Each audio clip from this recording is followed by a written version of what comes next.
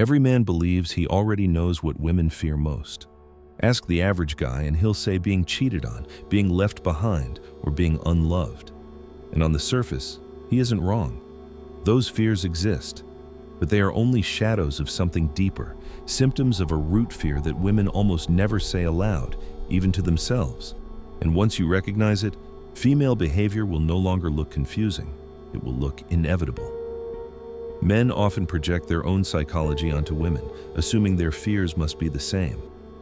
A man's nightmares revolve around failure, weakness, being conquered by stronger rivals, or losing respect. That is why betrayal devastates him. It mocks his honor, it strips away his status, it proves he was not strong enough to keep what he valued. But a woman's fear runs along an entirely different axis, one that is tied not to honor but to survival. And that difference is why so many men misread them. Throughout history, a man survived by what he could produce or protect. His ability to hunt, to fight, to lead, or to create determined whether his name continued or disappeared. A weak man could starve or be enslaved, but a woman, even if she lacked strength, could survive if she secured the protection of a stronger man. For thousands of years, this brutal truth carved itself into female psychology. Safety depended not on her own strength, but on her ability to stay valuable to the men who carried it. That is the soil in which today's fears still grow. This explains why betrayal cuts differently for men and women. When a man is cheated on, his wound is humiliation. He feels stripped of honor and respect. When a woman is cheated on, the injury runs deeper. It whispers that she is no longer chosen, that she is being replaced, that her value has expired. To her, it is not only betrayal, it is irrelevance. And irrelevance is a kind of death. Once you grasp this, so many of the behaviors that men dismiss as irrational suddenly fall into place. Think of the constant hunger for validation, the endless cycle of selfies and filters, the panic hidden behind bravado at 25, the anxiety that rises as 30 approaches. What men see as vanity is often a survival reflex. What looks like manipulation is often strategy. What looks like chaos is the desperate attempt to cling to relevance before it slips away. Schopenhauer once said that the fundamental fault in the female character is that they have no sense of justice, but only of fear. While his judgment was harsh, what he observed was the same instinct at play, fear guiding action more than reason. Even the contradictions make sense through this lens. She may claim independence while secretly longing for reassurance. She may test the very man she desires as if trying to discover whether he can quiet the panic she cannot admit. To men, this feels like games. To her, it feels like survival. And while she may not articulate it, the engine beneath it all is the dread of becoming invisible. But this fear is not simply emotional. It is rooted in something more ancient than words. It comes from biology itself, from programming that has not shifted in 100,000 years. And that is where we go next, into the hidden meaning of the ticking clock that every woman hears, whether she admits it or not. Most men think the phrase "the biological clock" refers only to fertility, the ability to have children before a certain age. But that is only the surface meaning. Beneath it lies something darker and more universal, a reminder of relevance, power, and survival itself. The ticking clock does not just measure the years left to conceive, it measures how long a woman remains visible, desired, and secure. And when the sound of that clock grows louder, panic is never far behind. The contrast with men is striking. A man can be broke at 20, stumbling at 30, yet rise to prominence in his 40s if he builds discipline, wealth, and purpose. His value compounds with time, like interest on a well-placed investment. History is filled with examples: Cicero, Churchill, even Lincoln, men who were dismissed in their youth but became forces of destiny later in life. A woman's trajectory, however, has been shaped differently. Her beauty, youth, and fertility give her immense leverage in her early years, but that leverage peaks quickly and declines. She knows this, even if she doesn't speak of it. Every unspoken glance in the mirror, every subtle shift in the attention she receives, reminds her that the power she once wielded is slipping away. Modern culture promises women something different. For 60 years, society has repeated the mantra, "You can have it all. Delay family, delay commitment, focus on career and freedom. Men are optional." It sounds liberating. But biology does not negotiate. Schopenhauer once remarked that nature is not concerned with fairness, only with survival. And the human body has never updated its programming to match social slogans. No hashtag, no TED Talk, no corporate title has the power to stop the march of time. A CEO's eggs age, just like a waitress's. This lie of liberation explains why the panic of irrelevance cuts so deeply in modern times. A 35-year-old woman freezing her eggs is rarely driven by a present desire for children. Often, it is an attempt to silence the voice of biology whispering that her options are shrinking. The endless parade of Instagram posts, the reliance on filters, the desperate attempts to prove she is still visible, these are not signs of freedom, but of fear. They are attempts to reassure herself that she has not yet disappeared, and the older she gets, the louder that voice becomes. It is no accident that we see phrases like, "Where have all the good men gone?" trend among women in their 30s. It is not that good men vanished, it is that their standards shifted upward while her options narrowed. The timing is cruel. At the very moment men begin to consolidate power, women begin to lose the leverage they once took for granted. The result is anxiety, depression, and disillusionment. Studies have shown that despite having more freedom and opportunities than ever, women today report lower levels of happiness than women in the 1950s. How could more choice produce less fulfillment? Because choices made against nature eventually come due. This is why midlife panic is not really about aging, it is about becoming invisible. What terrifies women is not the appearance of wrinkles, but the disappearance of eyes upon them. And when society tells them to ignore biology, they feel the tension inside their own lives. One part of them clings to empowerment slogans, while another part feels the truth of nature pressing down like a weight that cannot be lifted. Yet knowing this still leaves one question.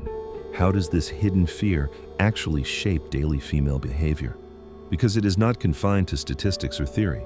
It shows itself in every relationship, every post, every argument, every test. And once you see it there, you can never unsee it. Once you understand the hidden fear of irrelevance, the puzzle pieces begin to fit together. What many men call vanity, manipulation, or drama often reveals itself as survival strategy. And when you learn to see it, you recognize it everywhere. Take validation. On the surface, the endless selfies, filters, and makeup tutorials appear trivial. But they are not simply about beauty. Each like, each comment, each glance of attention is a reassurance. I am still visible. I am not yet irrelevant. This is why even women who declare themselves empowered continue posting seductive photos long past the age when men begin noticing less. It is not vanity, it is insurance. To her, visibility is survival. Men dismiss this as shallow. But imagine if every day you felt a clock ticking behind your ribcage, telling you that time was stealing your worth. Would you not reach for proof that you still mattered? Hypergamy, the drive to seek a higher status partner, is another behavior men often resent. They call it gold digging or opportunism.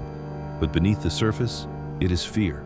If her peak years are passing, she wants to secure the strongest protection available before the window closes. A man sees betrayal. She feels desperation. It is not cruelty, but calculation. Every choice is haunted by the thought, if I choose poorly now, will I vanish tomorrow? Evolutionary psychologists like David Buss have long documented this pattern, noting that women's mating strategies are consistently shaped by survival pressures rather than abstract ideals. Then there is testing. Every man has felt it, the jab, the sudden challenge, the unexpected shift in mood. Most men despise it, seeing only pointless conflict. But testing is not about conflict, it is about measurement. Each push is a question. Are you strong enough to handle me? Will you protect me when the storm comes, or will you crumble like the others?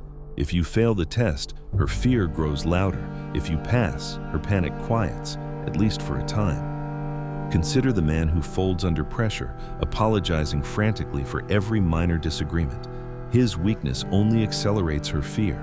Contrast that with the man who holds his frame calmly, steady as a wall in the wind. Her biology registers safety, even if she never says it aloud. Even female emotional volatility makes sense in this light. One moment she is warm, the next cold. One night she is open, the next distant. To men this feels like chaos, but chaos is a strategy. It is the psyche's way of adapting at all costs, pushing and pulling until security is found. Freud once said that neurosis is the inability to tolerate uncertainty, and much of what men interpret as irrational behavior is simply her struggle against uncertainty. The uncertainty of time, of fading value, of becoming invisible. Have you ever noticed how the intensity of these patterns increases as women approach 30? The validation becomes more desperate, the tests more frequent, the volatility sharper. That is because the fear of irrelevance grows louder with each passing year. She's not playing games, she is running out of time. And while men accuse her of manipulation, the truth is more unsettling. What you are seeing is her biology, not her choice. But here is the real tragedy. Men misinterpret all of this. They take it personally, as if women are attacking them rather than wrestling with their own fear. They grow bitter, resentful, and blind. And that blindness is what destroys so many men. Because while they are pointing fingers, they fail to recognize their own version of the same fear. Weakness and irrelevance.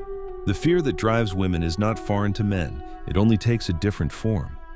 Women fight against the erosion of time, men fight against the weight of weakness. For her, irrelevance arrives with fading beauty and the ticking of biology. For him, irrelevance arrives when he fails to rise, when his strength, discipline, and purpose collapse into nothing. And while women at least act out their fear, chasing validation, testing men, seeking security, most men quietly drown in theirs, numbing themselves with distractions until they are invisible long before death comes. Look around and you will see them, men who are ghosts while still alive. They shuffle through life unnoticed at work, ignored by women, detached from themselves. Their days dissolve into pornography, video games, fast food, endless scrolling. They are not fighting, they have already surrendered. And history never remembers men who surrender. Women fear irrelevance through aging, but men fear irrelevance through failure. Both fears are brutal, but one at least drives action while the other seduces men into passivity until they vanish. This is the blind spot that keeps men trapped. They rage against women's nature, screaming that hypergamy is cruelty, that tests are manipulative, that validation seeking is childish. But in truth, women are not broken. Men are blind. When you misunderstand someone's fear, you misunderstand everything they do. And when you misread women, you also misread yourself. Their fear is a mirror reflecting your own. Her dread of invisibility through age should awaken you to your dread of invisibility through weakness. The real question is not why women are like this, but why so many men refuse to face their own enemy. If a woman reaches 35, she can still salvage something if she is clever, strategic, or fortunate. But if a man reaches 35 with no strength, no discipline, and no mission, no one comes to save him. No one cares. His irrelevance is total. A woman may panic when her youth fades, but a man who never rose will find he has nothing to panic over, because the world has already forgotten him. As Marcus Aurelius warned, it is not death that a man should fear, but never beginning to live. Most men today never begin.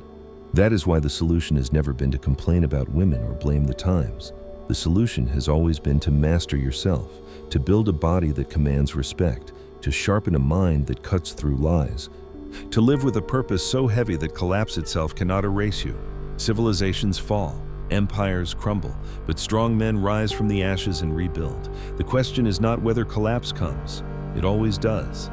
The question is whether you will be one of the nameless casualties or one of the few who endure. Right now, weakness is everywhere. Entire generations of men slump over screens, wasting their energy, their focus, and their potential. The system prefers it that way. Weak men are easy to control, easy to distract, easy to erase. But strong men are dangerous. Strong men build families, defend their values, and resist collapse. Strong men cannot be ignored, and the clock is ticking. Not just for women, but for you. Every wasted day deepens your irrelevance. Every act of weakness makes you easier to forget. So the choice stands before you. Fade quietly into nothing, or rise and become the kind of man who cannot be erased. If this truth shook you awake, do not leave it buried in silence. Share it with a brother who needs to hear it, and carry it with you as a reminder of what is at stake. Because the world does not need more weak men, it needs strong ones, and the time to decide which one you will be is now.